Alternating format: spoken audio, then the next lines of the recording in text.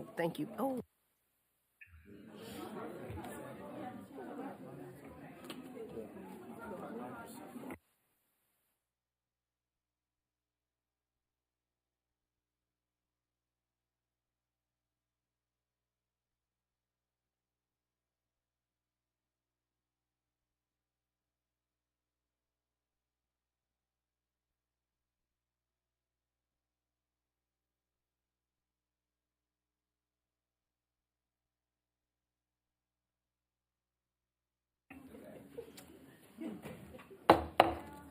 Good afternoon. The November 2nd, 2023 meeting of the Committee on Academic Affairs and Student Services is now called to order. Will the Chief Advisor please call the roll? Thank you. Chair Massey. Here. Vice Chair Swanson. Here. Secretary Davis. Here. Trustee Lopez. Trustee Williams. Here. Thank you. Do we have a quorum? Yes, I believe we do. So thank you everyone for joining us today. As the Chief Advisors just noted, or I actually have, that we do have a quorum. At this time, we will have remarks on behalf of the Academic Affairs and Student Services from Provost Mark Potter. So thank you. Thank you, Vice Chair Swanson, and welcome to the November meeting of the Academic Affairs and Student Services Committee. In committee today, we will hear from Vice Chancellor Darrell Williams about our fall semester enrollment data that was reported out this past Monday by the Illinois Community College Board. And without stealing Vice Chancellor Williams' thunder, I will say here that we're pleased by our continued recovery from the pandemic, while we recognize that our work continues. The progress that we're making, though, is truly a team effort that spans across functional areas, both at the colleges and at the district office, and I want to thank everyone for their strong work that produced our fall enrollment results. Also today, the board will consider updates to our academic and student policies. Drafting these updates is a collaborative process, and I want to take this moment to thank Associate Vice Chancellor Laura Clark for her leadership in this space, and also recognize and appreciate Faculty Council leadership for their genuine collaboration on the updates presented to the board today. And with that, I will turn it back to you, Vice Chair. Thank you very much.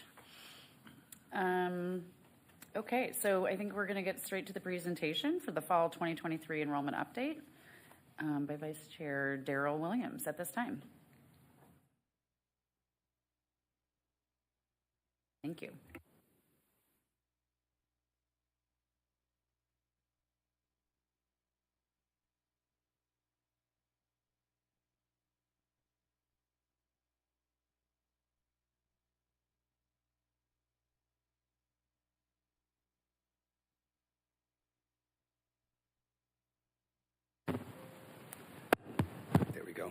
Chair Massey, Vice Chair Swanson, Chancellor Segato, trustees, members of the district office, college presidents, good afternoon. My name is Darrell Williams, and I'm going to give you the review of the fall as well as fiscal 23 enrollment. But before I do that, I just want to start off with acknowledging a few people. I want to first acknowledge Marketing and Communications, Vice Chancellor David Daly and his team, Decision Support, Brittany Jackson and her team, Catherine Hayes, Christian Collins, as well as the District Office Enrollment Management team. This is definitely a team effort, like the Provost said, and I just want to acknowledge those individuals. So first of all, there's good news. We did very well. CCC did very well for fall 23 enrollment. And I'm going to go through just the overview. So we can talk about the enrollment benchmarking, the highlights, and then we'll get into some of the operational things as the presentation progresses. But first, I just want to say that for fall 23, we had a 12.7% increase for combined adult and credit, as well as we nearly doubled the state, the national averages. Head count for credit was 8%, and adult shot it out of the water, 27%. Last year they were 17. This year they're 27. And new students 12%, and then continuing enrollment shot up to 16%. So moving forward into the actual enrollment. So as I mentioned, as far as head count, enrollment was 13%, or 12.7. All performances, all 7 colleges show positive growth over prior year. I just want to point out some of the top performers, though. We have Olive Harvey at 31%, Kennedy King at 24%, and Daly at 22%, followed by Truman at 17%. Now, those were some of the top percentages, but in regards to gross value, Malcolm X leading the way at 8,011, followed by Truman, who has high year-over-year percentage as well as volume, and then Wright at third with 7790, followed by HW at 5861. So just shout out to the colleges for their performances for head count. Now, that's how we did. What are those numbers? Those numbers increases? Yeah, those the increase over prior year, and correct. Yes. Mm-hmm. So now when we see how we did as far as the fall class, let's look how we compare to our peers in the state as well as in the nation. So there's 48 community colleges in the ICCB. City colleges responsible for 7 of the 48, which is roughly 14.5% of the ICC College Board system. So the average enrollment growth was 5.7. I'm happy to show that City Colleges are responsible for 5 of the top 10 slots. Okay, Olive Harvey coming in at number 2 at 30.7, followed by Kennedy King 24.3, Daly 22%, and then Truman at 17. And also, the district as a system made the top 10 list as well. Now, followed by Malcolm X at 9.5. So the state average was 5.7. So HW had 5.4, which is still positive increase, and then Wright had 3.8. So all 7 schools show positive growth. So just want to once again commend everybody for their work right there. Now, to get into the credit segment, credit is our largest segment. So here you'll see that all except one college show positive growth. Overall, 8% for the district year over year for fall 23. Some of the top performances again, OH, Olive Harvey, as well as Kennedy King, 24 and 28%, and then Daly at 17. But when we see how we compare against other 2-year institutions throughout the country, you see that we nearly are doubling their pace for percentages of enrollment and change for this fall class year over year. So we are 8.3, and everyone else is averaging between 4.2 to 4.5%. Now, when we tease out our population, new, continuing, and returning students, you're going to see just how these segments impact each other. But just for some background context, fall 20, new student was negative 23%. Fall 21, it was positive 10%. Fall 22, 16%. And now we are 12%. So you see that we're continuing that positive momentum with the increases. Now, for continuing, fall 21, we were negative 12, 22, negative 4, and now we're positive 16. So a lot of work went into that continuing number. Yes, there was an influx of new students, but then also there was some intentional retention efforts being done to help improve that number. Now, for returning students, this is a number that I mentioned before that we were going to have some fluctuation with due to retention efforts and things like that. So 21, we were negative 6, 22, positive 8, and now 23, we're negative 15. So returning student is a student who has left City Colleges for some time and now are returning back, and they have to do a new application. But because the retention efforts have increased, we don't expect that number to, because we are basically stopping them before they leave, but we will make some intentional outreach to those markets, to that demographic, to make sure that we are more proactive with that. Now, when we had these increases, we noticed that there was an increase in enrollment, there was an increase in a particular population or a segment of population. So City Colleges enrollment has increased for Black and Latinx students, dramatically surpassing the state and national trends. So these two segments, Black, Latinx, male and females, were two that just really popped.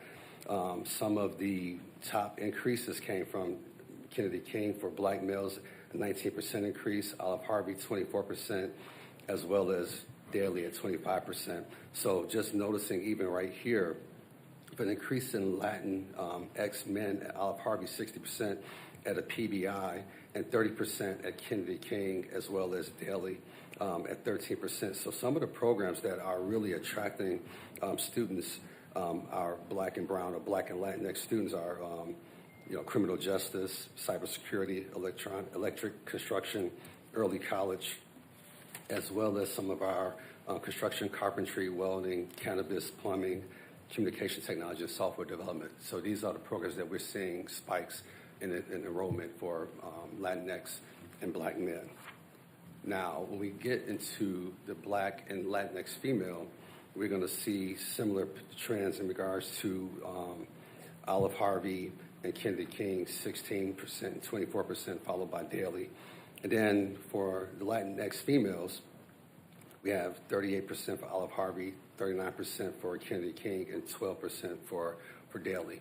So some of the programs that have been attracting Black and Latinx females, child development preschool, pre-nursing, radiography, cosmetology, as well as community healthcare worker, pre-surgical technology, digital marketing, social media, and cannabis processing technician.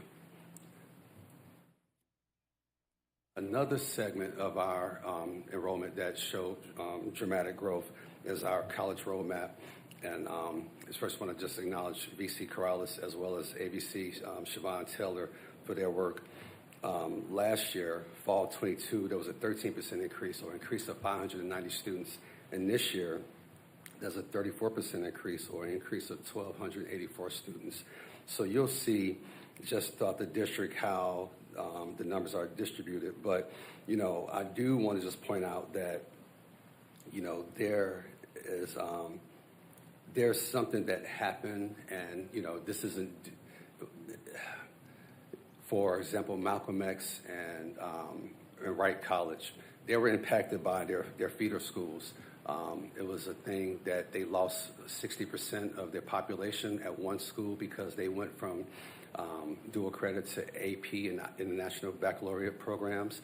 We had some teachers who were not credentialed, and as a result, that impacted our ability to offer dual credit and dual enrollment. So, but the work is definitely there, and the presidents and as well as the vice chancellors are working together to remedy this situation. But overall, 34% increase over prior year. This is good.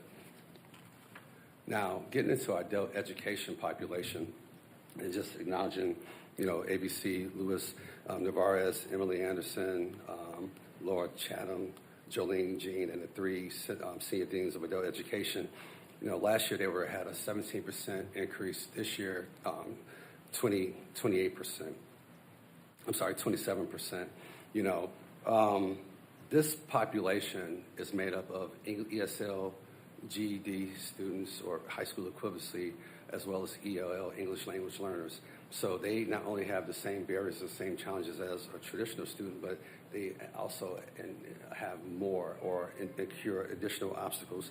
But once the pandemic or we open back up, that dramatically helped that population. 80% of this offering is offered in person, as well as some of the sites at CPS. There's 24 CPS sites where adult education program is offered, and 13 of those sites offer parent universities, as well as the strategic partnerships with the Mexican Consulate, Chicago's Teachers Union, and then the Bridge program with Career Growth Chicago and the Chicago Housing Authority were some of the things that really helped spike this enrollment.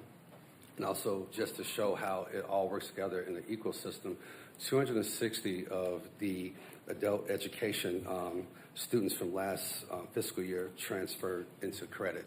So this feeds into the credit overall credit population. So now that took care of fall 23 enrollment. So just to get into the fiscal year for enrollment and compare how that went. So what this graph shows is how we rebounded from the pandemic. So what we did was we took a 3-year average of just the correlation of summer, fall to spring to come up with this projected enrollment for FY24. So you'll see by segment how this is teased out between continuing ed, credit, and adult education and projected growth. But also what I want to show is between FY22 and FY24, what that represents is a 24% projected increase to get us almost back to pre-pandemic levels of FY21. So I just want to, show that right there. Now, this is something that we're projecting, and we have the methods and initiatives in place to fulfill this. So this is definitely showing positive momentum. Now, when we get into the credit, unduplicated credit head count, so the head count is basically representing the students in the class, and then the credit hour production is the number of credits that they take. You'll see that you have, once again, Kennedy King and Olive Harvey leading the way with 22 and 20%, but overall, you're going to see for the majority just positive growth. Now, when it comes to credit hour production, you'll see that even though HW, Harold Washington, may have -2%, but you see the number of credit hours that they're offering, so they're still leading the way with credit hours offering, as well as Malcolm X, as well as Wright. So all hands are on deck, and everybody is definitely pulling their share. Now, to circle back around to adult education. I mean, students at Harold Washington take heavier loads on average than other schools? Correct. They're taking heavier loads, or they're coming from some of the other city colleges to take credits at Harold Washington too. But yes. Is there anything about the demographics of Harold Washington as opposed to the others that would lead to that? That we would have to really look into that. I wouldn't say the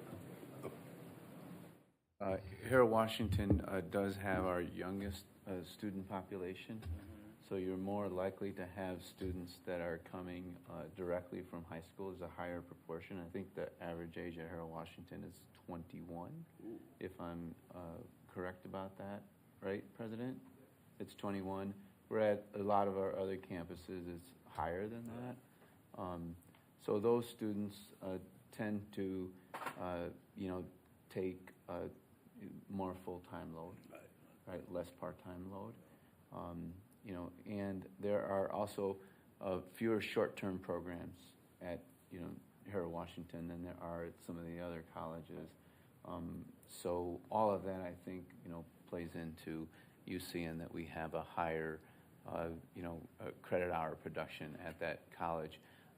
I do want to point out one important thing that has occurred at Harold Washington is that we used to house all online programs at Harold Washington. It was the only college that did online programming. We have since expanded online all across the colleges. This is a traditional online in addition to the online live.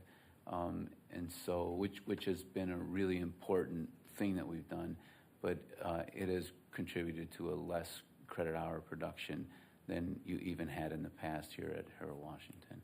So you have the impacts of both of those things here. Thank you.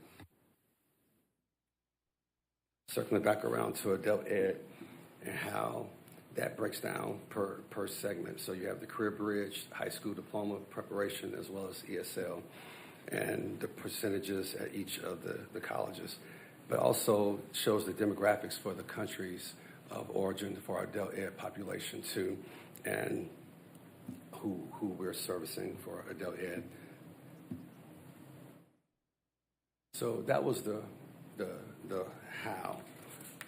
And now we'll get into I guess that was the what, and we get into the how, right? So the strategies.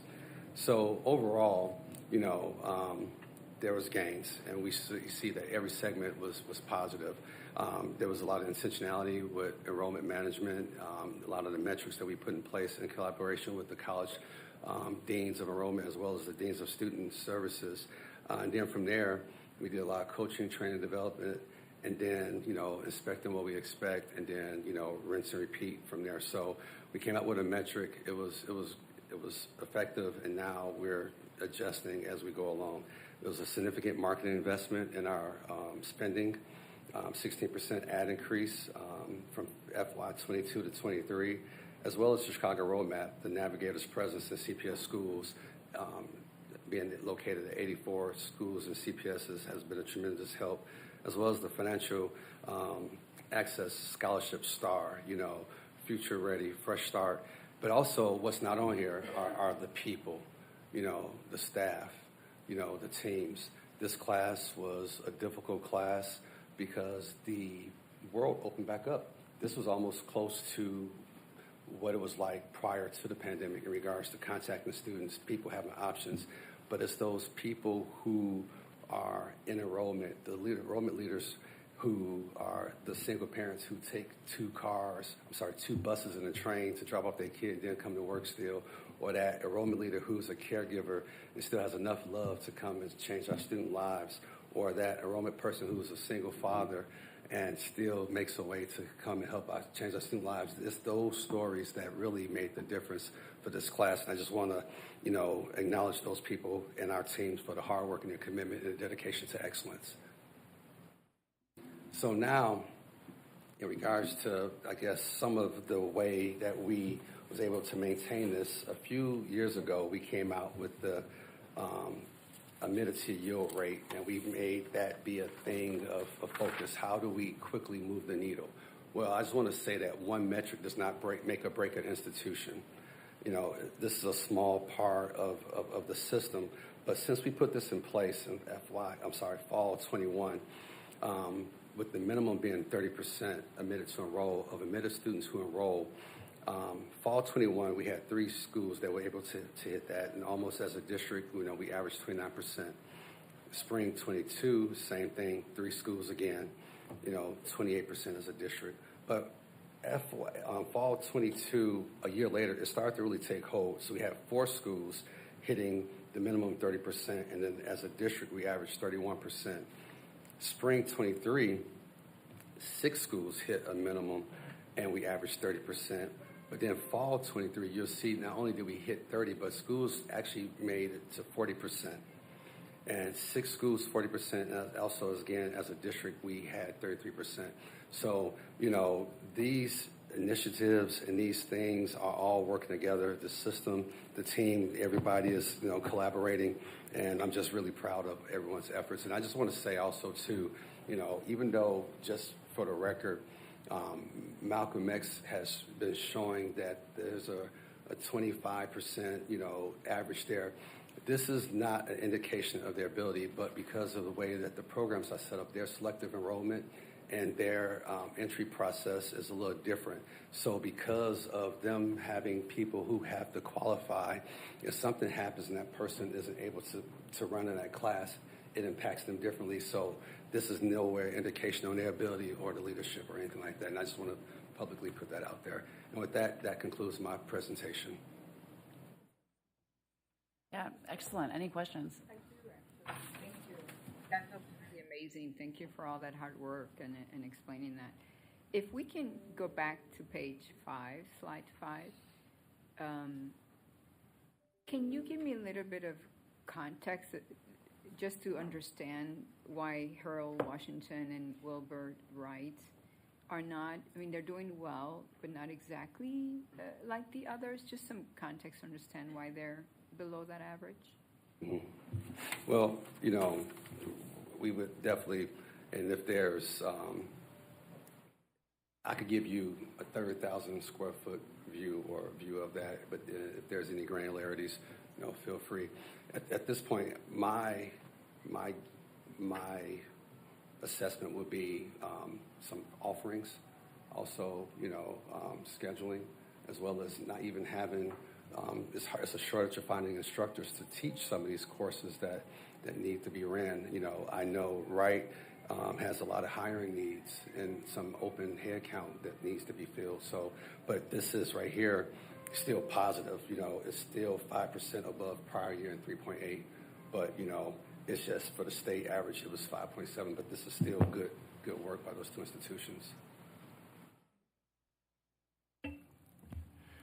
Congratulations to you and your team on just a terrific rebound, and we're looking forward to continued improvement in enrollment. You and your team implemented a great many changes, initiatives, strategies to get us to this point.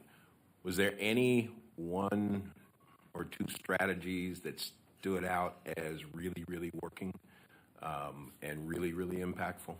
Yeah, I would say the admitted to enroll was something that was quick and easy to explain, and the colleges were able to get behind it, and that was able to just show immediate growth.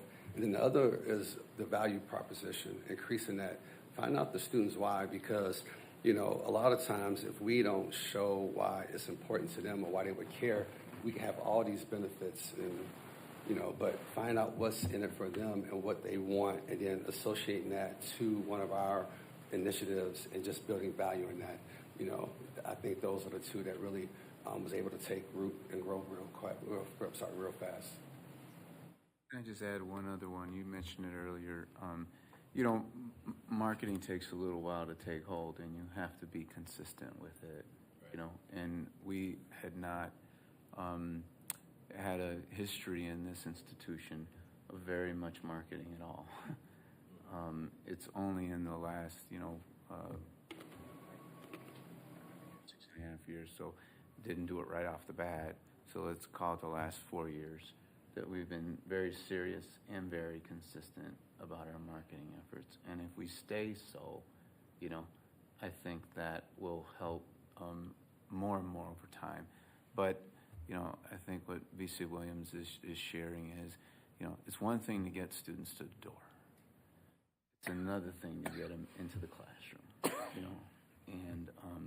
and so that human element, that's really driving. When you say value proposition, it's not a general value proposition. It's a specific value proposition to a very specific human being, right? That's you're in contact with. And I think we're getting better at that as an institution, as an overarching institution. I'll just use this moment to, give my thanks, to, Vice Chancellor Williams' leadership, to the team's leadership, but also to all of the colleges, the presidents, the administrators, and as you said earlier, especially those folks that are on the front line, recruiting, advising, touching the student, and getting the value proposition to that level of individuality.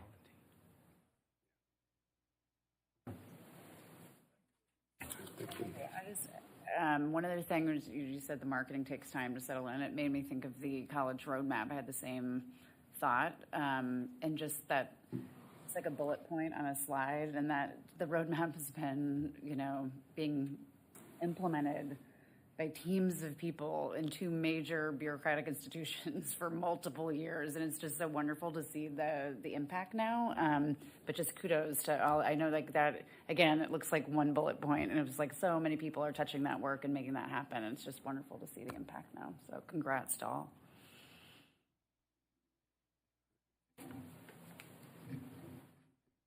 Okay. Thank you. Thank you. Thank so you. much. That was excellent. Done.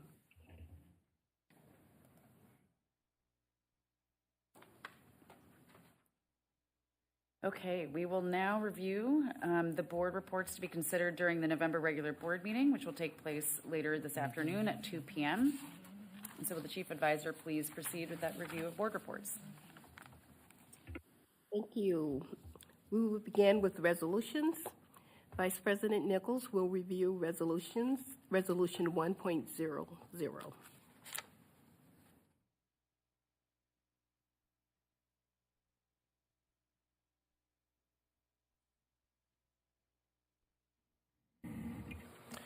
Resolution to authorize payment to RTP Fitness and Recovery Athletic Trainers for Olive Harvey College. The college recommends payment to RTP Fitness, who provided athletic training services that began November 1st, 2022 to January 26, 2023.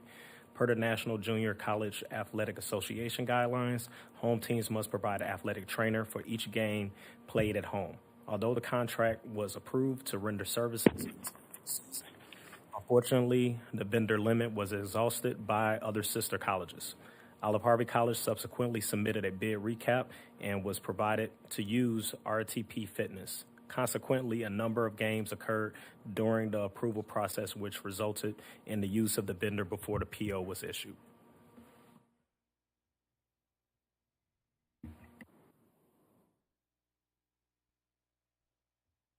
Thank you. President Potash, please review Resolution 1.01. Resolution 1.01 seeks the board's approval to authorize payment to Guaranteed 4.0 Learning Systems. The Wright College's Dean of Student Services Department secured a relationship with Guaranteed 4.0 Learning Systems to do a seminar for Wright College students as part of our tiering effort.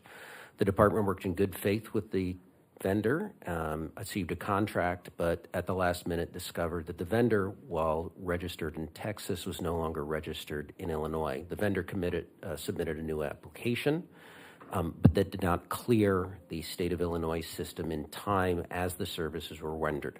The seminar was held in February of 2023, and accordingly the purchase order was not in place at the time of the presentation. The seminar was successful, and Wright College asked that the board authorize payment to Guaranteed 4.0 for these outstanding charges of $5,000. Thank you. Provost Carter, please review 1.02. Resolution 1.02 adopts revisions to board-approved academic and student policies. Twice yearly, City Colleges administers a process designed to identify needed or desired policy changes and review them through inclusive shared governance practices. As part of the process, faculty and administration engage in critical conversations about student-centered policies, and we consistently bring careful and inclusive deliberation to policy changes. November policy updates are typically light, and this year many of the updates are cleanup and clarification. I do want to draw your attention to one substantive change, however, which is a new policy that establishes expectations for textbook and materials adoption by faculty. This is a policy designed with students in mind, and I want to thank Faculty Council leadership for working through several conversations and iterations to get to this version. This policy update will have the effect of increasing student confidence that when they purchase books or materials for their classes, once our bookstore is open, there won't be any changes to those book adoptions.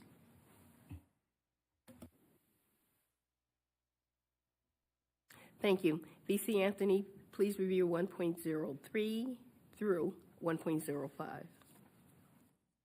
Resolution 1.03 requests the board's authority to enter into an intergovernmental agreement and facilities use license with the City of Chicago's Office of Emergency Management and Communications to use certain portions of Daly College, specifically buildings 400 and 700, as a temporary shelter. The shelter will provide a temporary location for new arrivals to stay until other housing can be provided. The City of Chicago will be responsible for all shelter operations, including for security within the areas defined as the shelter. The agreement shall commence no sooner than November 2nd, 2023, and end on June 30, 2024. Resolution 1.04 requests the board's authority to amend an intergovernmental agreement and facilities use license with the City of Chicago's Office of Emergency Management and Communications for use of certain portions of Daly College, specifically buildings 500 and 600, as a temporary shelter. Pursuant to Board Report 34807, the district entered an agreement with the OEMC for the period of June 1, 2023 through December 1, 2023. This amendment would extend the term due to the ongoing need for shelter space in the City of Chicago. The new term of the agreement will be from June 1, 2023 and end on June 30, 2024.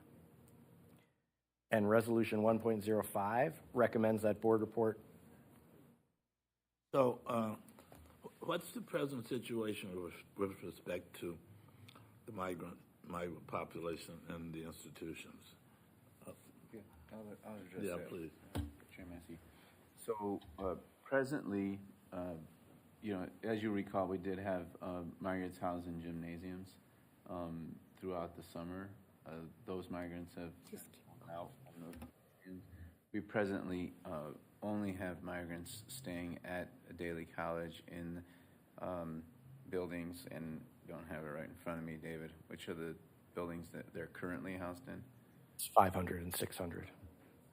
So these are the now two, the ones. the two Quonset huts that sit outside of the building in the parking lot on the north side. There's actually more than two, but there are two that are currently occupied by migrants. We have two empty Quonset huts that, quite frankly, we've been emptying out the Quonset huts, and I want to thank President Janowski for her efforts to do that. Because you know, from an instructional standpoint, we no longer want to be operating in Quonset huts. So we've been emptying them out. We have these two additional Quonset huts that have been emptied out, that have not been utilized at all. And the proposal is that we turn them over to OMC to be utilized for migrants. So there would be 4 Quonset huts at the end of the day, utilized for migrants staying on the Daly campus. I do want to also, you know, say that in every case, whether it was at Truman, at Wright, at Daly, the teams have really rallied, you know, to make sure that those families had, you know, access to classes, you know, and on campus, and so, you know, that is happening at Daly College as well. So that's the update. Thank you. Resolution 1.05 recommends that Board Report 34894 for Carno Conover and Associates be rescinded. The contract that was referenced on this board report has been superseded by a new contract issued by the City of Chicago. A replacement agreement for Carno Conover with the new reference contract will be presented during the agreement section of the reports later today. Thank you. CTO Dunning, please review Resolution 1.06. Sorry. Board Item 1.06 is a request to approve and authorize the Chancellor, and is in the Chancellor's sole discretion to determine if facilities of the district will be open, closed, or partially closed on December 27th, 28th, and 29th, 2023 for winter break. Which district, he also will be allowed to determine which district-wide employees, if any, shall work during winter break, and which district-wide employees, if any, shall receive pay for winter break in accordance with the district's past practices and applicable collective bargaining agreements. Thank you. President Webb Walker, please review 1.07. Resolution 1.07 is an amendment to Board Report 34808, adopted June 1st, 2023, which approved payment to Educational Testing Service for the administration of the paper-based HiSET exam in the amount of $1,065. This amendment seeks to change the name of the vendor from Educational Testing Service to PSI Services, LLC, which has acquired HiSET services from Educational Testing Service. The amount for which we seek authorization to pay remains unchanged from the approved June 2023 resolution. Thank you. Provost Potter, please present 1.08. 1.08 amends Board Report 34915 from October 2023 that had set per credit hour tuition rates for specialized programs with a differentiated tuition rate that had heretofore been set up as a flat per semester rate. As a reminder, this change, which the board approved last month, is intended to provide pricing clarity and a more seamless student experience, especially in instances where a student diverges from the prescribed semester-by-semester course map or needs to retake a class. The total tuition cost to complete these programs is remaining the same with these changes, and this is a revenue-neutral change as well. Radiography 101 was inadvertently left off the original resolution, and with this amendment, we are including it as among the courses in that program with a differentiated per credit hour rate. Thank you, everyone. CTO Dunning, please review the Personnel Report 2.00. Board Item 2.0 is a request to approve the November 2023 Personnel Report. There are 57 actions on this month's report. They include 16 new and rehires, 30 promotions, title, and salary changes, and 11 separations. This concludes the report. How much of that? I have water. I got it. Thank you very much, sir. Okay, thank you. EBC Herrero, please review item 3.00, the Resource Development Report. Thank you. The November Resource Development Report includes 11 awarded grants totaling $7,031,195 and 14 grant applications submitted requesting a sum of $14,448,353.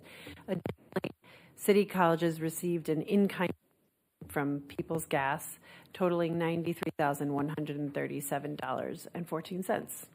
This month, we are very excited to report that Truman College has received the Developing Hispanic Institutions Grant from the U.S. Department of Education for $2.7 million over 5 years. The funding will be used to support the True Momentum HSI project. The True Momentum HSI project will support the expansion of programs and services in the Student Development and Engagement Center and with a further build out of the Truman bilingual learning community, and it will also provide professional development opportunities to the college community to promote cultural representation. The goals of this project are to improve a sense of belonging, academic performance success rates, and expand support services to address unique personal needs and barriers of Latinx, Black, and underrepresented students. Congratulations to the team at Truman who worked so hard to secure the grant. The Department of Justice has once again awarded Malcolm X, Daley, Truman, Wright, and Harold Washington $400,000 each to support the continuation of Project SAFE. This funding is in direct response to violence that may be impacting student success. Each grant supports the development and strengthening of effective security and investigation strategies to combat domestic violence, dating violence, sexual assault, and stalking on campus. Section 4 details changes in values for 3 grants, which were included in the previous resource development reports, 2 from ICCB and 1 from the CCC Foundation to support the Timeo Black Scholarship Fellowship Program. This concludes the November Resource Development Report. Thank you. We will now review the proposed agreements, which will proceed as follows. President Webb Walker, please review 4.00.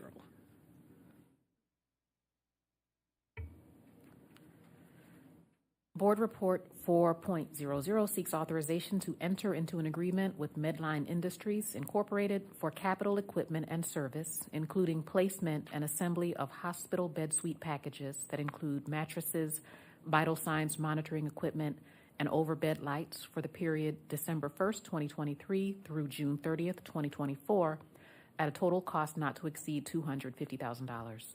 This equipment is required to operate a new basic nurse assistant program at Kennedy King College, slated to begin in spring 2024 in an effort to meet critical workforce shortages in the profession, specifically in communities of color. Thank you. EBC Herrero, please review 4.01.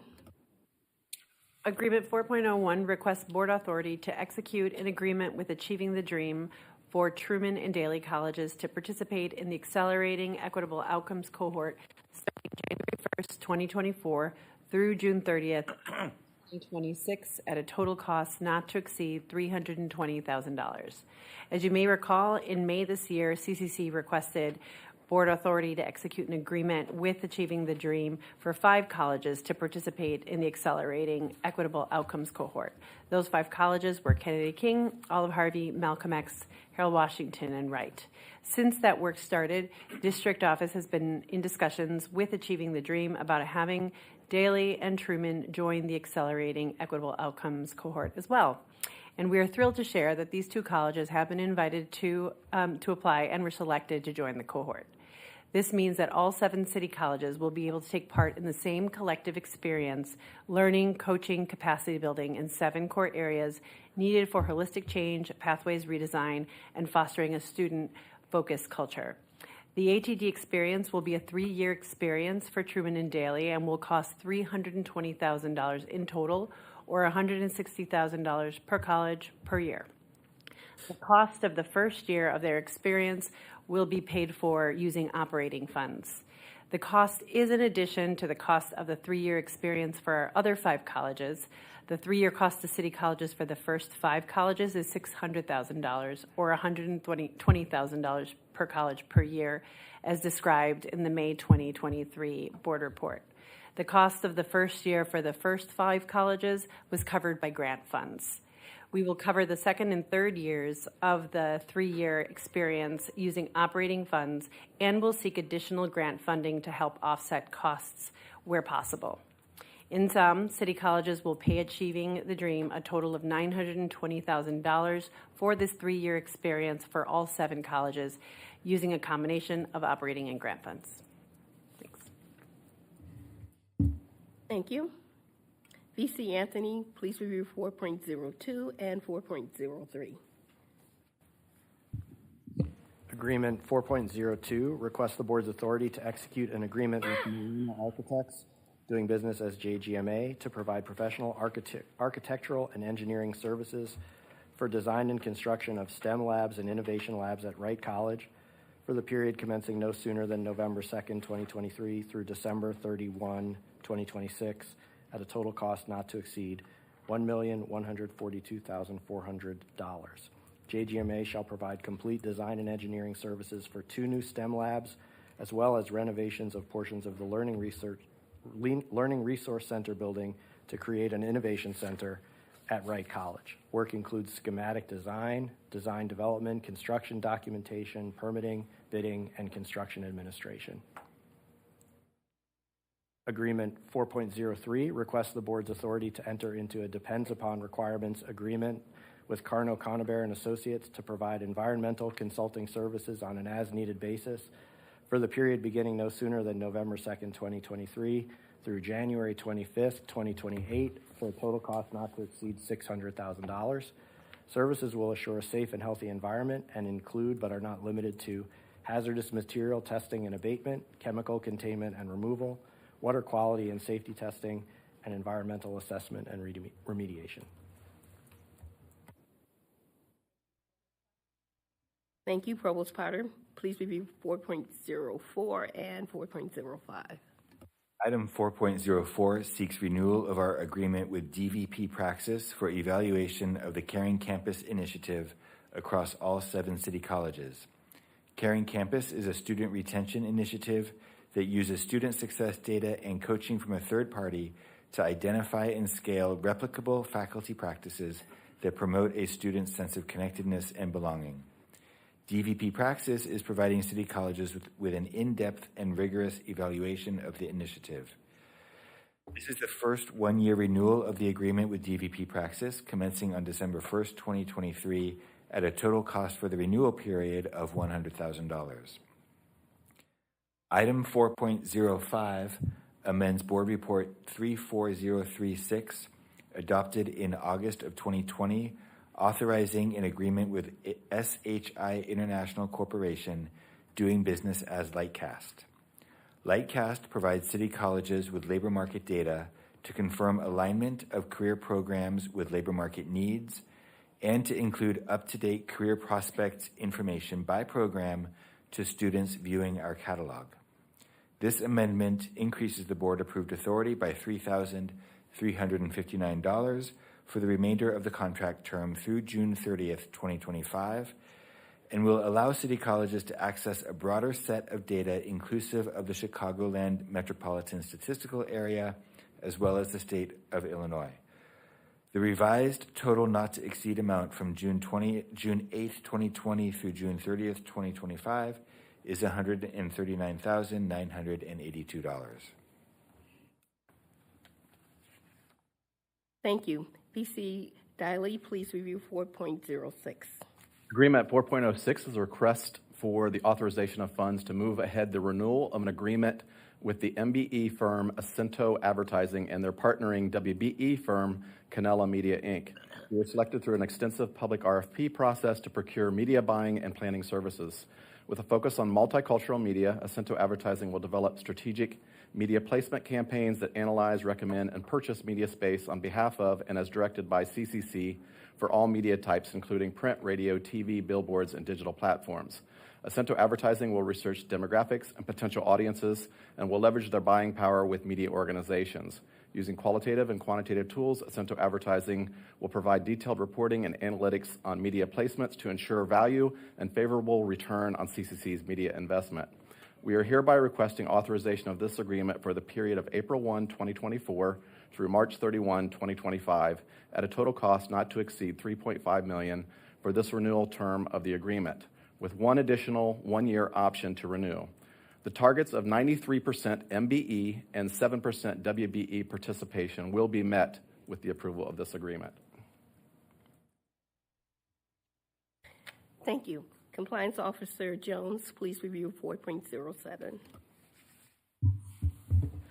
Agreement 4.07 requests the board's authority to procure commercial insurance policies brokered through Mesero Insurance Services Incorporated for the period from November 15th, 2023 through November 15th, 2024 at a total cost not to exceed $2,171,780. The financial impact of the 2023 renewal versus the 2022 renewal is presented by an increase of $192,991 due to market fluctuations. Mesero solicited proposals from best practice and appropriately rated insurance carriers throughout the process. We retain full MBE and WBE compliance on a direct basis. Thank you. CTO Dunning, please review agreements 4.08 through 4.12. Board item 4.08 requests the board's approval to execute a new agreement with Caremark LLC, doing business as CVS, to manage the district's prescription drug plan under the District Blue Cross Blue Shield PPO medical plan for the period from January 1st, 2024 through December 31st, 2026 at a total administrative fee not to exceed $10 million annually. Caremark was selected through our RFP process with the City of Chicago, and we are recommending a full waiver of MBE, WBE due to the nature of the agreement. Board item 4.09 requests the board's approval to execute a renewal agreement with Healthcare Service Corporation, doing business as Blue Cross Blue Shield of Illinois, to provide administrative services for the City Colleges of Chicago's self-insured group PPO medical plan for the period from January 1st, 2024 through December 31st, 2024 at a total cost not to exceed $1.2 million annually. There is one renewal year left on the original agreement.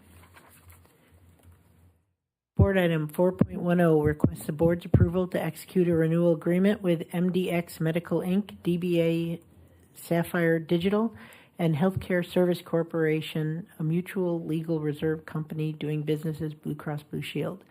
Through this three-way agreement, Sapphire shall provide administrative services for the member rewards program that is one segment of CCC's self-insured group PPO medical plan from January 1st, 2024 through December 31st, 2024 at a total administrative fee cost not to exceed $10,000 annually. Board item 4.11 requests the board's approval to execute a renewal agreement with Healthcare Service Corporation, doing business as Blue Cross Blue Shield of Illinois, to provide administrative services for the City College's self-insured group medical plan self-insured group medical related to the district's fully insured health maintenance organization medical plan for the period from January 1st, 2024 through December 31st, 2024 at a total cost not to exceed $16.5 million.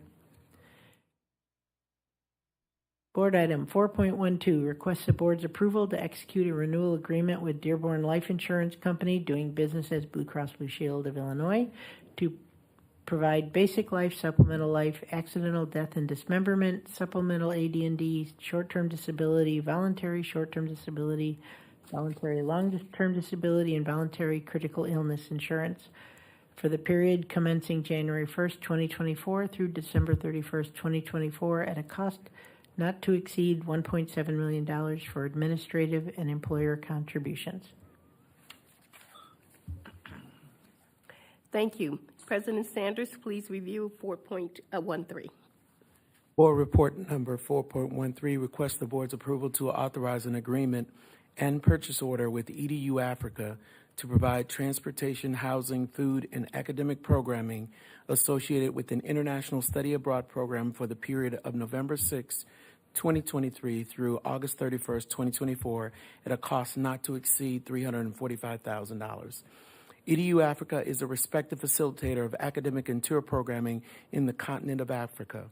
They will provide selected and qualified students as well as the chaperones with access to high-quality, social-emotional, culturally competent, identity attainment, and service learning content within an international study abroad program covering trips to Cape Town, South Africa, February 15th through the 24th, 2024, Nairobi, Kenya, March 15th through the 23rd, 2024, Accra, Ghana, April 19th through the 27th, 2024, Kigali, Rwanda, May 17th through the 25th, 2024, and Dar es Salaam, Tanzania, June 21st to the 29th, 2024. EDU Africa is a sole source vendor. In addition, EDU Africa has been recommended for a waiver of the MWBE requirements due to the nature of the services they provide and the lack of subcontracting opportunities. This would be paid through a congressional earmark grant.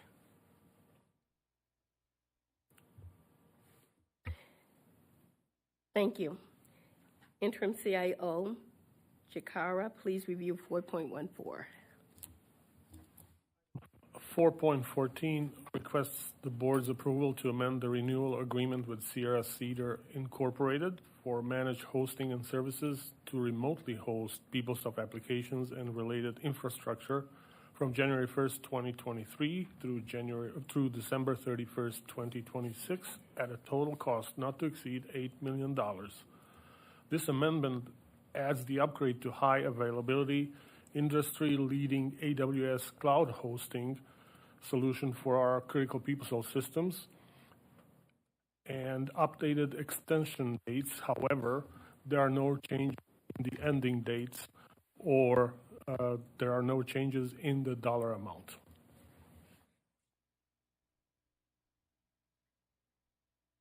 Thank you. We'll move on to the purchases. We have two.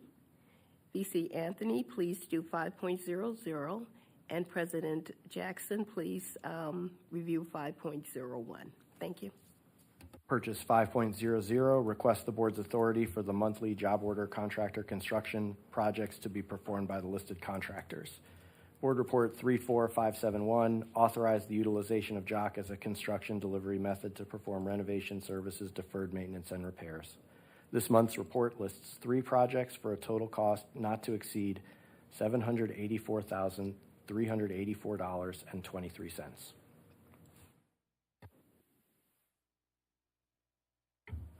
Purchase 5.01 is a request to approve the issuance of a purchase order to ATEC Training Incorporated to provide automotive technology training equipment from July 1st, 2023 to June 30th, 2024 at a total cost not to exceed $40,618.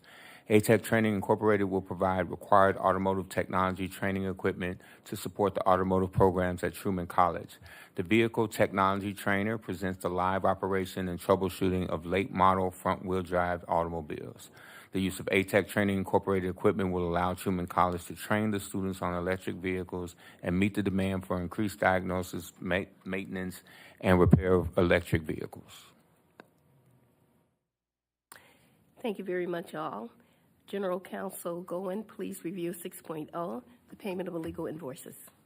Item 6.00 requests approval of legal fees totaling $125,207.67. Such legal fees cover litigation, labor, employment, corporate, and higher education matters. Thank you. Vice Chair Swanson, pending no further questions, that concludes the review of board reports. Okay, thank you all. May I please have a motion to discharge the November 2nd, 2023 minutes, resource development report, resolutions, agreements, personnel report, purchases, and legal invoices included on today's committee agenda as part of the consent agenda to the November 2nd, 2023 regular board meeting? So moved. Second. All in favor? Aye. Okay, motion carried. Thank you. And since there's no further business to come before this committee today, may I also please have a motion to adjourn? So moved. Second. All in favor? Aye. Motion carried. We are adjourned. Well, we'll be back at 2.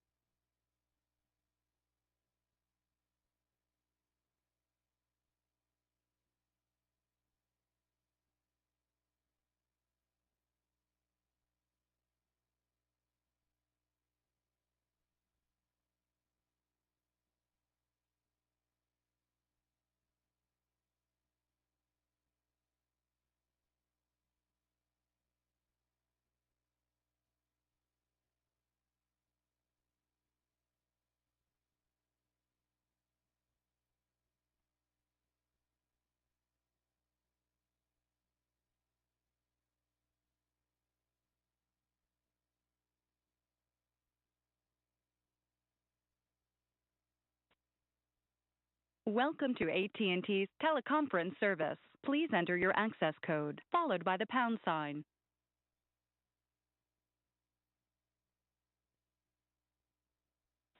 To join the conference as the host, press star. Otherwise, press pound. Please enter your host password, followed by the pound sign.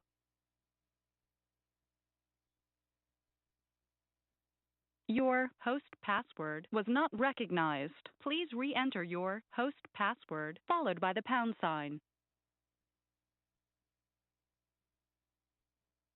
There are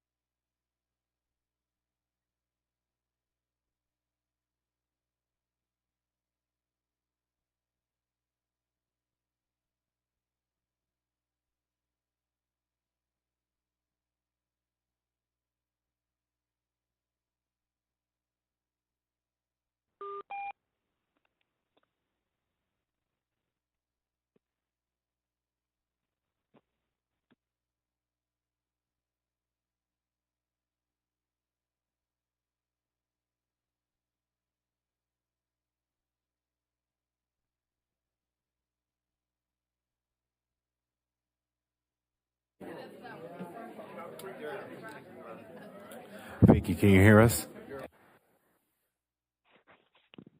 Yes, I can. Perfect. We're just going to leave it on, and you can join when you're ready, I can okay? hear you. Perfect.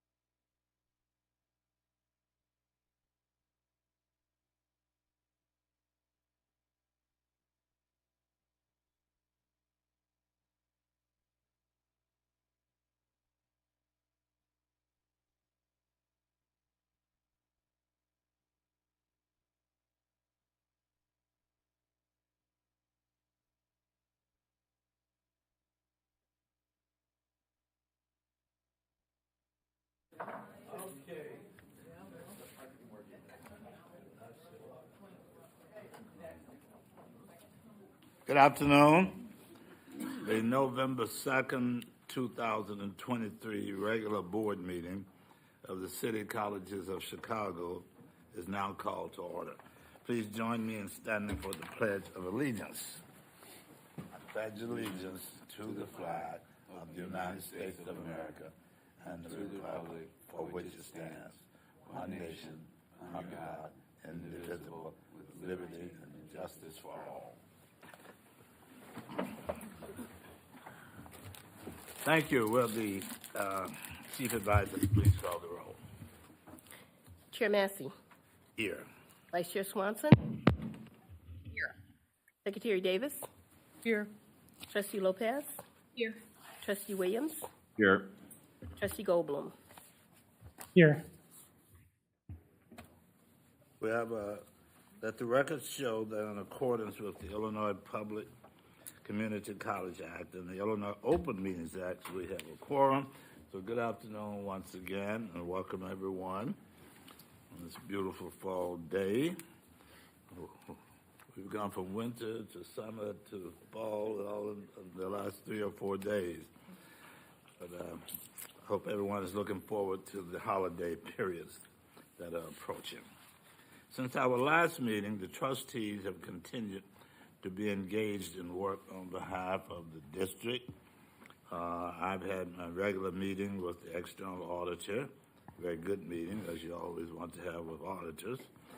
And I would like to thank Trustee Lopez and Trustee Williams for representing the board at the Wilbur Wright Higher Learning Commission accreditation meeting. Thank you, colleagues. And Trustee Williams, also thank you for representing the board at both Governor Pritzker's press conference and the 1619 project conversation at Kennedy King College. And congratulations to Chief Financial Officer Maribel Rodriguez, who has been named a finalist for the 2023 Chicago CFO of the Year Award. Put on my glass. Yes, congratulations, Maribel. And, of course, thank all of our leadership team for so much. That enrollment report that we saw at the committee meeting, I think, is a direct indication of the quality of the team you've put together, Chancellor, and thank you for your dedication and service to the district. FC4 President Alexanderson will be attending the meeting remotely via Zoom. And with that, we will go directly to our student trustee, Mr. Yehuda Goldblum, for his report. Thank you, Chair Massey. I'll begin with some general updates from the District Student Government Association. We had a total number of events district-wide of 47 events in October, with the breakdown of that is 24 student social events, 1 community event, 10 resource events, 2 student family events, and 7 advocacy events. So we have been busy. On a personal note, or on specifically DSGA level, a breakdown of our goals. This year, our form and run a district-wide advocacy committee using data to inform its planning and outreach. An update on that is we've had 4 people from the various colleges sign up for that committee, and we're looking for more. And we're going to survey students to see what areas they're looking to advocate on. We also want to boost awareness of DSGA and the student trustee position. For that, we're hosting the DSGA meetings at the 7 city colleges. And we are encouraging collaboration and engagement between the city college campuses. So those 2 goals we're actually addressing together. This semester, we are having the city college SGAs host the DSGA meeting at their colleges, which began with Daly College. On October 20th, we hosted the DSGA meeting at Daly College, which was a success. the first of its kind. We began, before the meeting, there was a meet and greet for all students of the colleges to meet and greet their SGA members and the student trustee, yours truly. There were some students from Olive Harvey who attended. They were senators from the SGA there. Our next DSGA meeting is going to be hosted at Olive Harvey College. We are also looking to invite guests to speak with SGA about relevant topics. So anyone who's interested, we would love to have you at our DSGA meeting, whether it's in person or virtual. We are looking to host Samantha Luce, which is the Project Safe Director, at our next meeting, as well as the Chancellor, Juan Salgado. In terms of announcements, I just wanted to recognize that November is National American Indian Heritage Month. A little bit of the history of that is it started as a day of recognition, and it turned into a month by the 1990s. A little fun fact, I've got a whole long thing here. You can look it up on the website. I believe it's through the Library of Congress. But the year before the first day of recognition for American Indians was a Blackfoot Indian named Red Fox James. He rode horseback from state to state, seeking approval for a day to honor Indians. And on December 14th, 1915, he presented the endorsements of 24 state governments at the White House. It took until the 1990s for it to be formally approved as a month, and some states beginning in 1916 and on from there, states began to recognize American Indian Day. And I think, around this time, it's an interesting time to think about the colonial history of many countries of the world and the impact that it's had, and how we can analyze that history and move into the future in a way that honors and recognizes all people. So I'll move on to some highlighted events from the individual colleges. Harold Washington College has been really busy.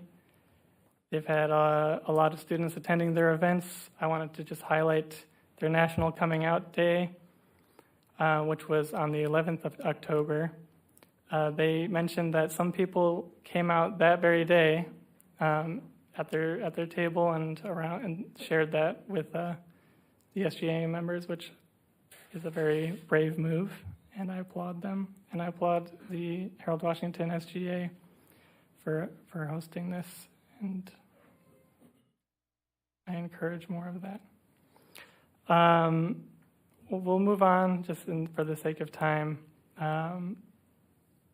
to Harry S. Truman College.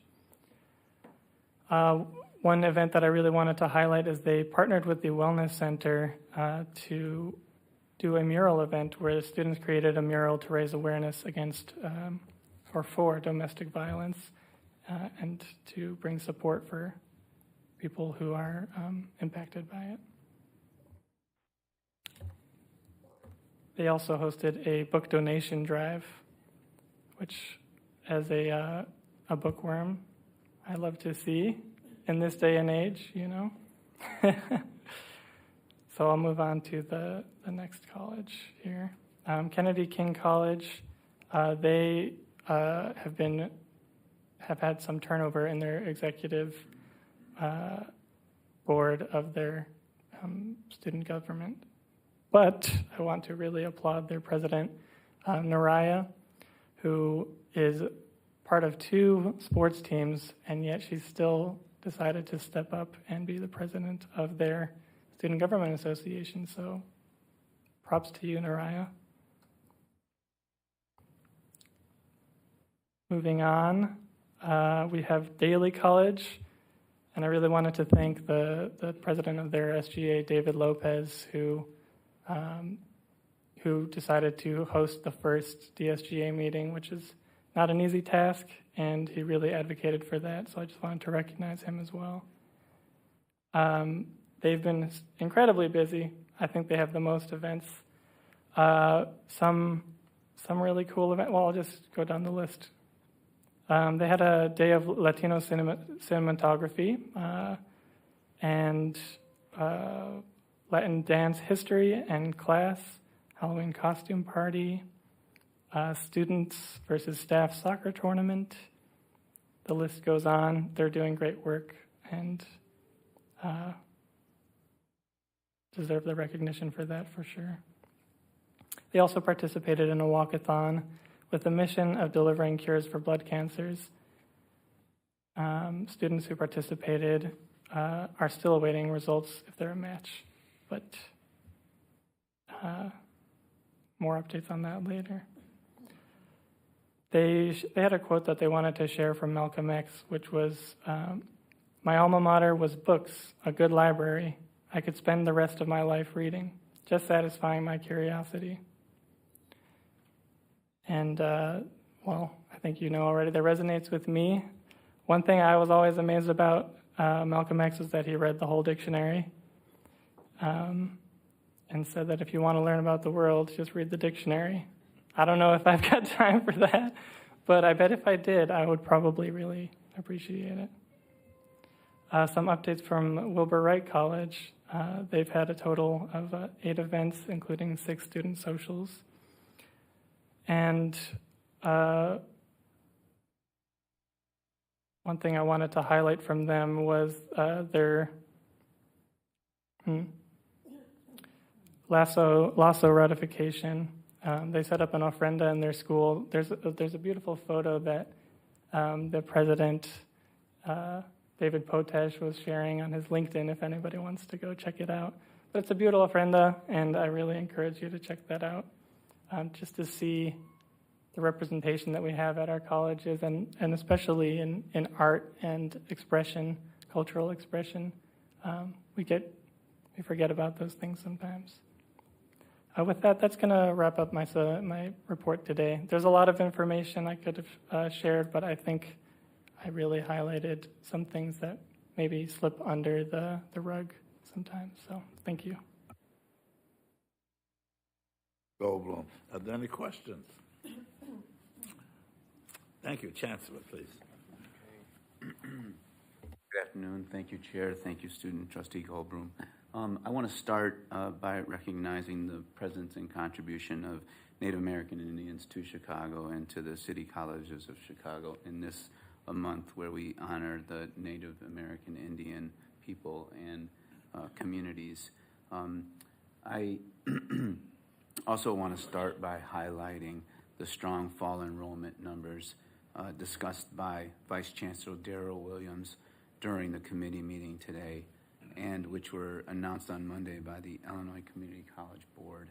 I'm pleased to say that our enrollment continues to trend upwards, surpassing state and national averages for community colleges, including strong gains for Black and Latino Latinx males in particular.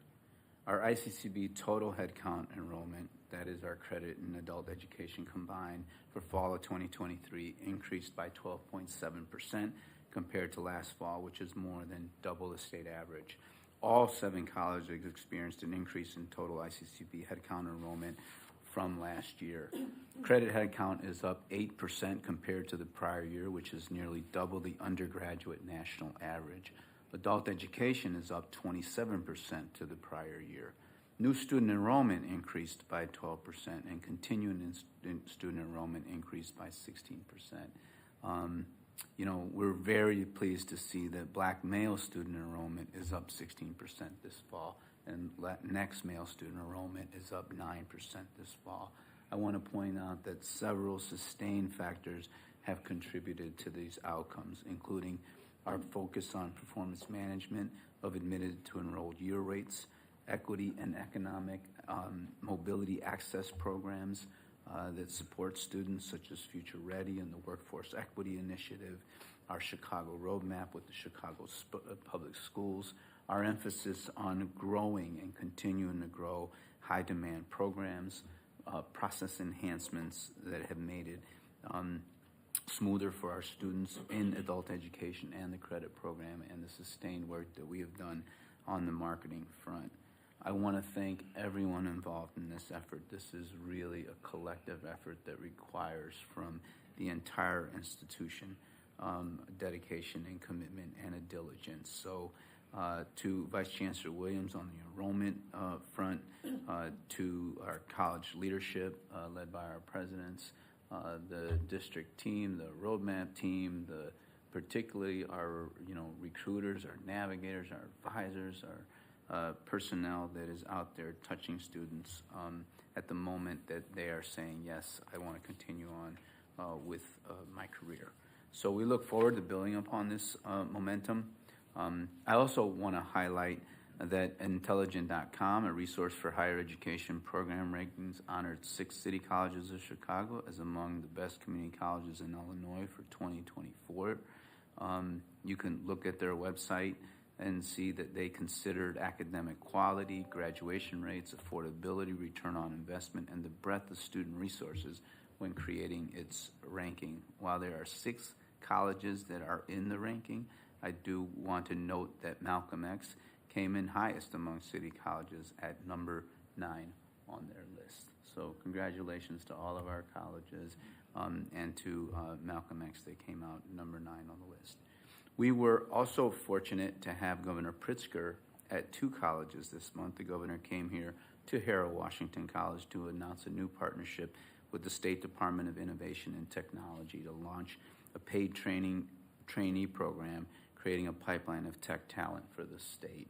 And we think this is a model to build upon because the trainees are going to receive a minimum yearly salary of $54,000 from the state while pursuing tracks in one of 5 high-need concentration areas of cybersecurity, networking, coding, and database, and user computer and enterprise infrastructure. And so the state has decided to fill their vacancies and their opportunities with our students, and we're looking forward to working with them on that. Governor Pritzker was also at Malcolm X College, where he had an opportunity to listen to a dialogue among many of our students from across the district, and including Malcolm X, that were reflecting upon their journeys in STEM careers, and also reflecting on what else we and the state of Illinois can do to support them and sustain their residence, if you will, in the state of Illinois.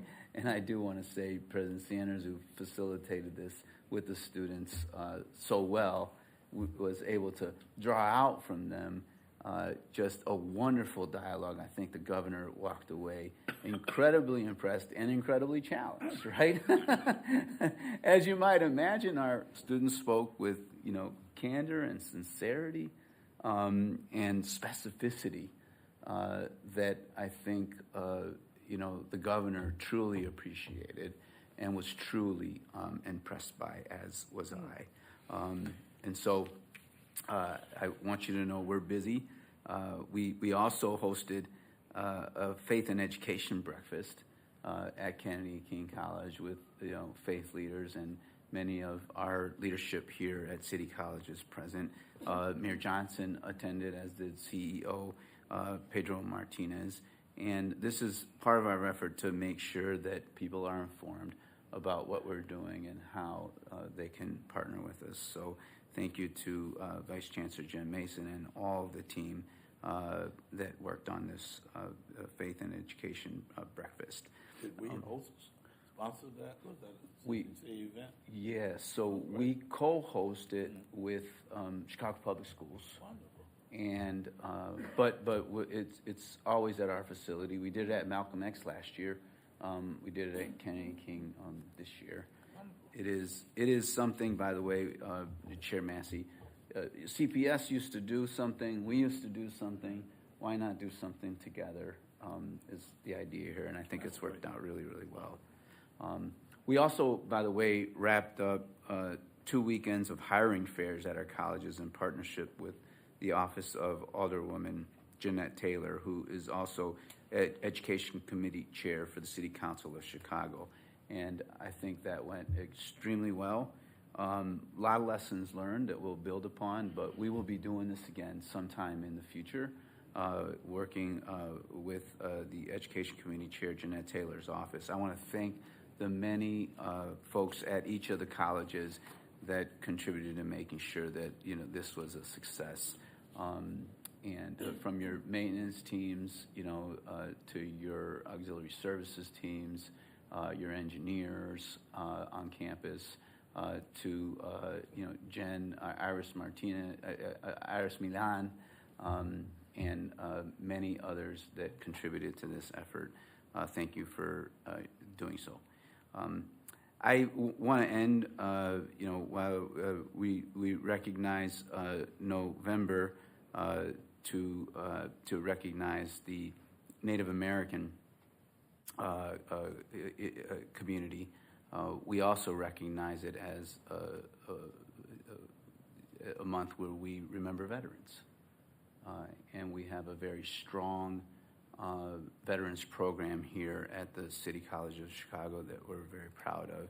And I want to lift up Harold Washington College's advisor, Anna Komal Singh, who was selected as a 2023 Veteran Champion of the Year in Higher Education by GI Jobs. These are advocates who go above and beyond to help student veterans and military-affiliated students and their families succeed in college. So thank you to Anna. Thank you to all of our veteran service centers that we have on our campuses as well. And thank you to the veterans themselves.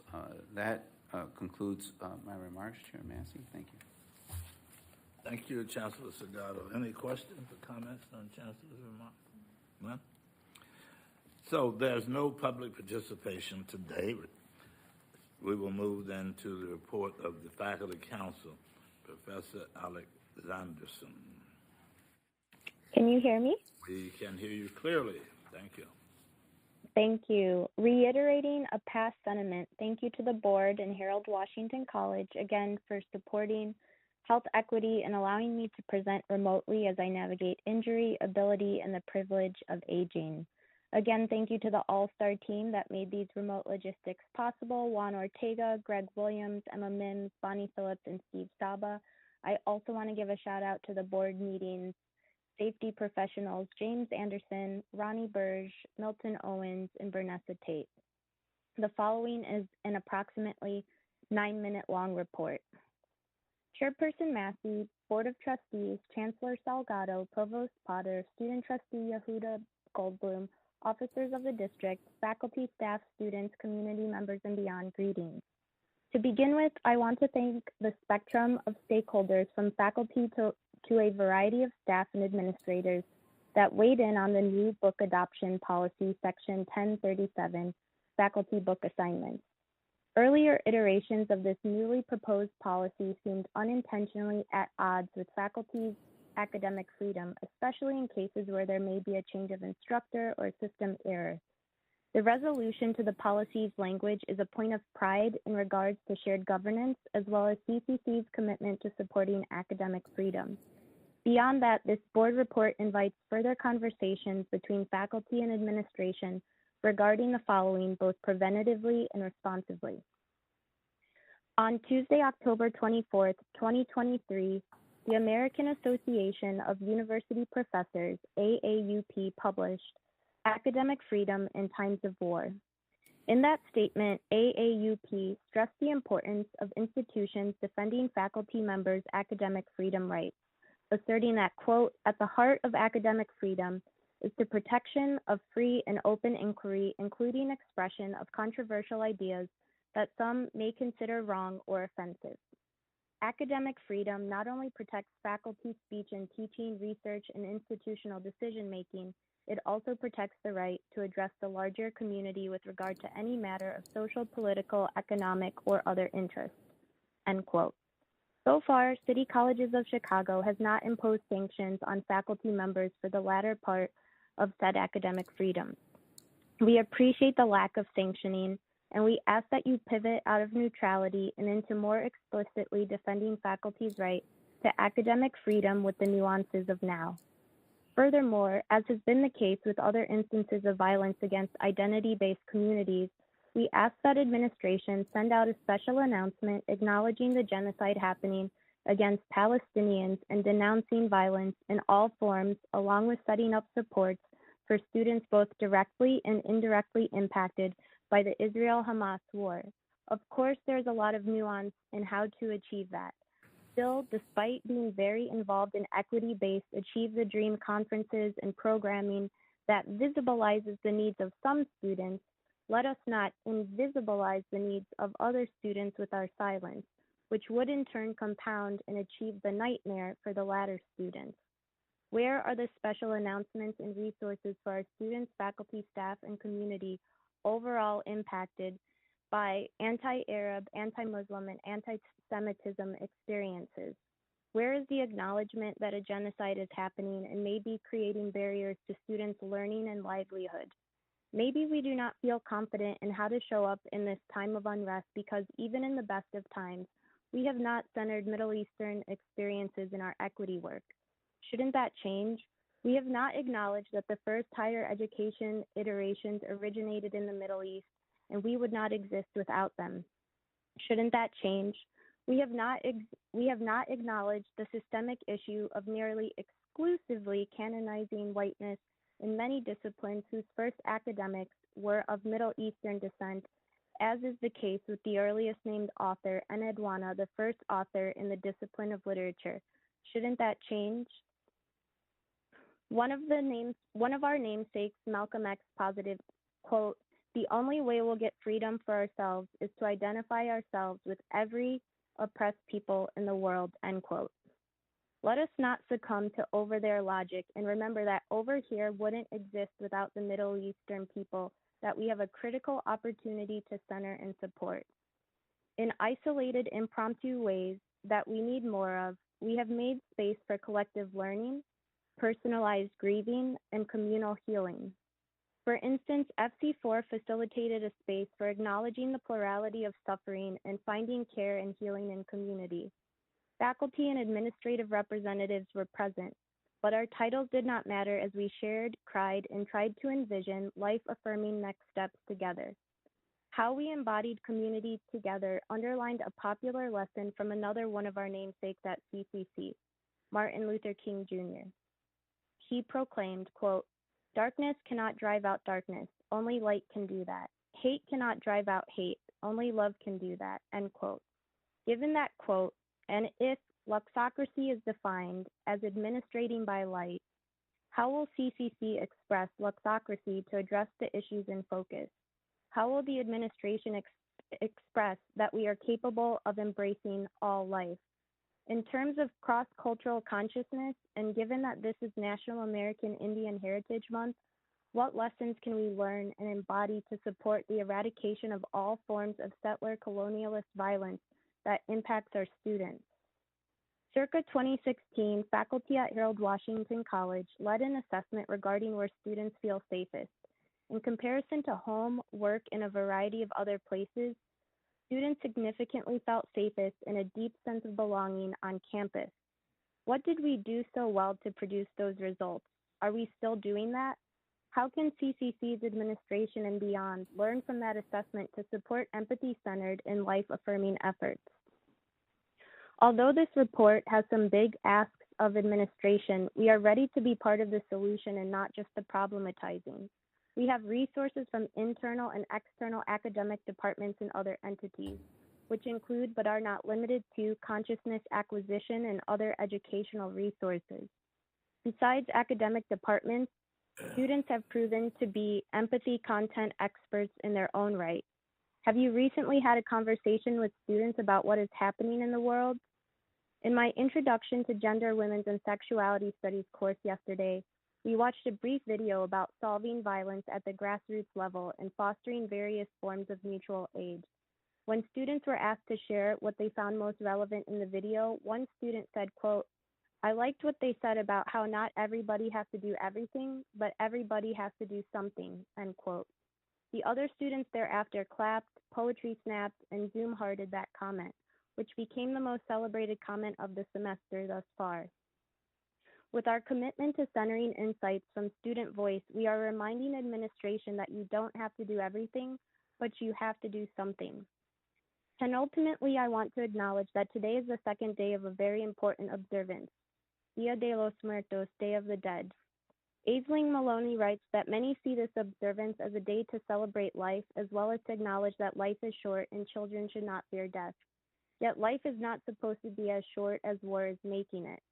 For the CCC campuses with ofrendas, offering altars, we thank you and wonder what might be possible regarding integrating the Day of the Dead traditions in a culturally sensitive way that holds space for additionally remembering and honoring the lives lost in the Israel-Hamas war and its impact on our CCC community. Lastly, I want to leave you with insights from the third and final CCC namesake of this report, followed by memoiric insights from Chairman Massey. Harry S. Truman declared, quote, progress occurs when courageous, skillful leaders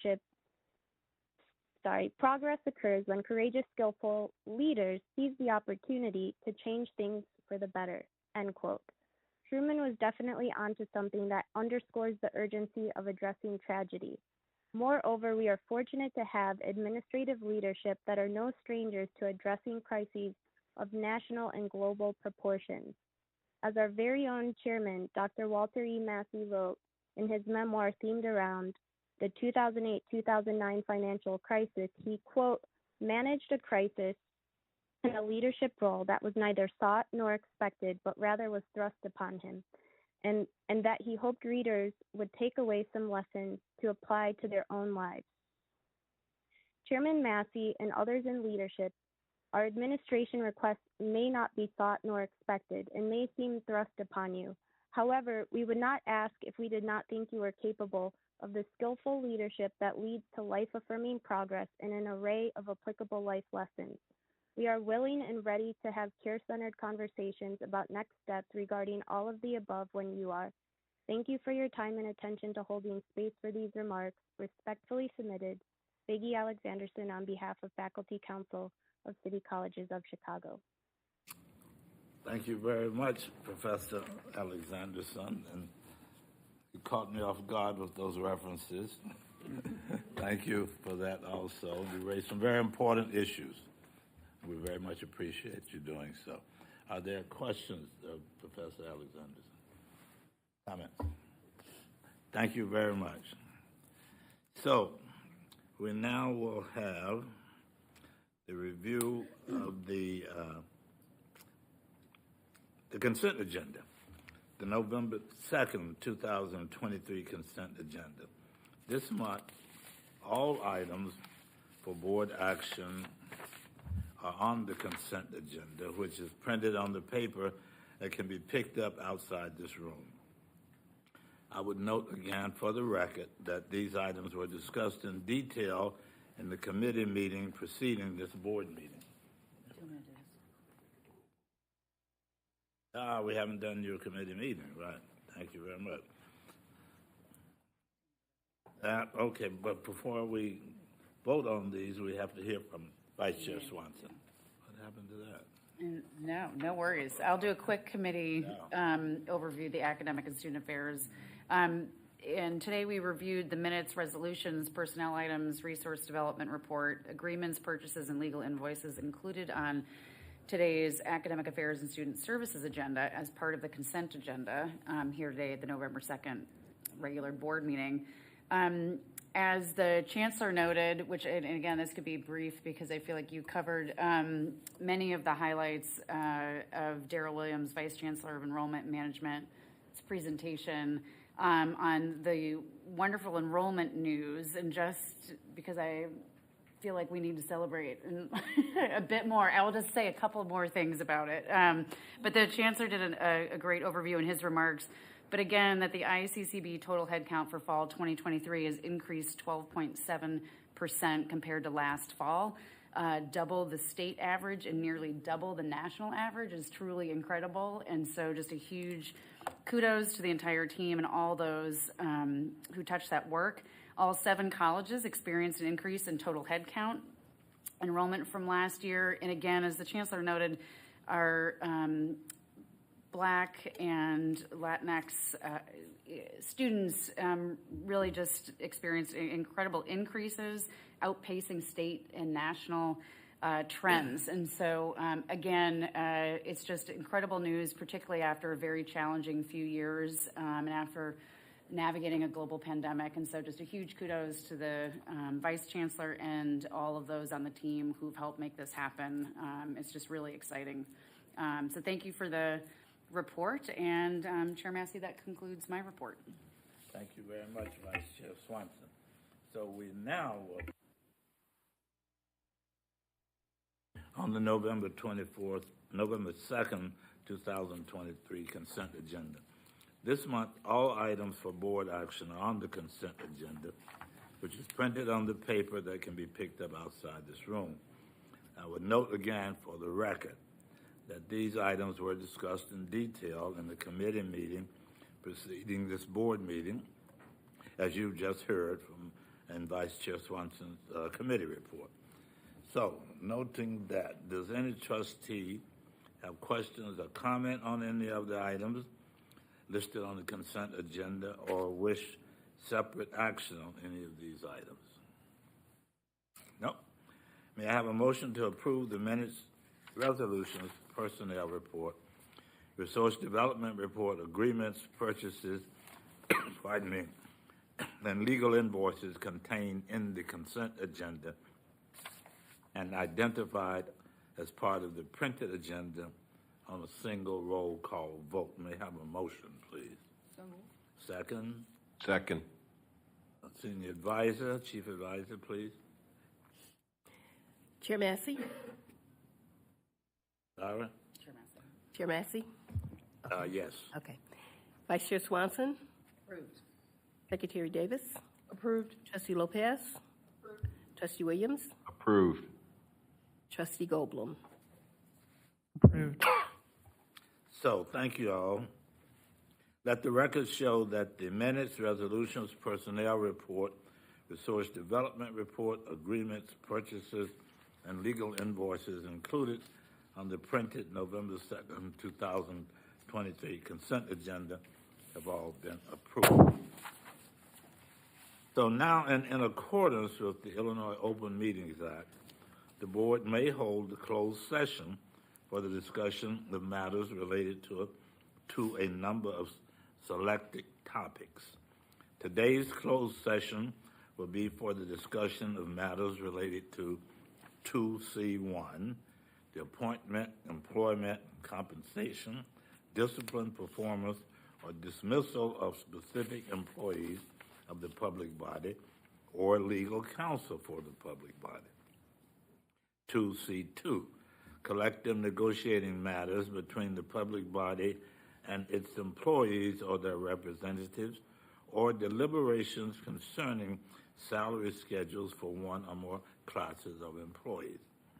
2C11, litigation, when an action against, affecting, or on behalf of the particular public body has been filed and is pending before a court or an administrative tribunal, or when the public body finds that an action is probable or imminent, in which case the basis for the finding shall be recorded and entered into the minutes of the closed meeting. May I have a motion to go into a closed session with a roll call vote? So moved. Second. Then moved and second. Chief Advisor, please call the roll. Chair Massey? Approved. Vice Chair Swanson? Approved. Secretary Davis? Approved. Trustee Lopez? Approved. Trustee Williams? Approved. Trustee Goldblum?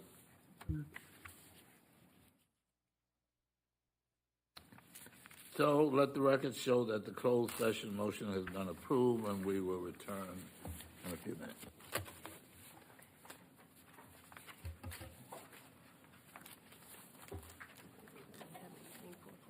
I didn't print anything out this time. Just want to get one thing. Never really have much.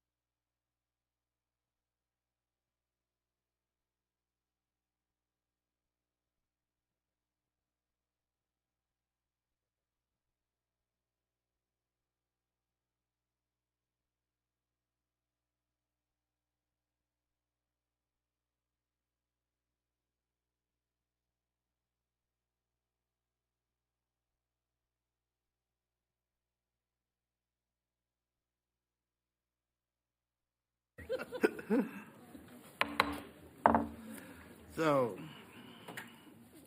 the November 2nd, 2023 regular board meeting is now reconvened. There was no action taken during closed session, which requires action in open session. There being no further business to come before the board, may I have a motion to adjourn? So moved. Second? Second. All in favor? Aye. Aye. Thank you very much. There we are. Oh.